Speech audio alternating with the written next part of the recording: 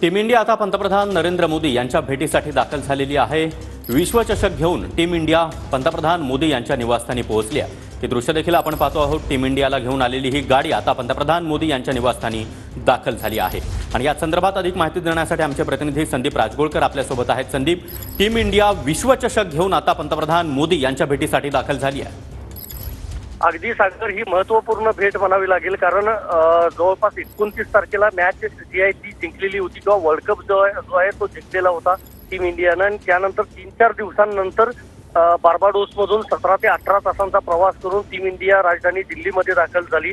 काही वेळापूर्वीच ITC मौर्यमधून ती लोककल्याण मार्गासाठी रवाना झाली होती आणि आता टीम इंडियाची जी गाडी आहे ती लोककल्याण मार्गावरच्या पंतप्रधान मोदींच्या निवासस्थानी पोहोचलेली आहे। विश्वचषकासह त्या ठिकाणी पंतप्रधान नरेंद्र मोदी यांची भेट जी आहे ती टीम इंडिया घेणार आहे। ज्यावेळेला वर्ल्ड कप जिंकलेला होता सागर, त्यावेळेला फोनवरून मोदींनी संवाद साधलेला होता सगळ्या खेळाडूंची। मात्र आज ही प्रत्यक्ष भेट होते आणि वर्ल्ड कपसह त्या ठिकाणी फोटो सेशन देखील होणार आहे।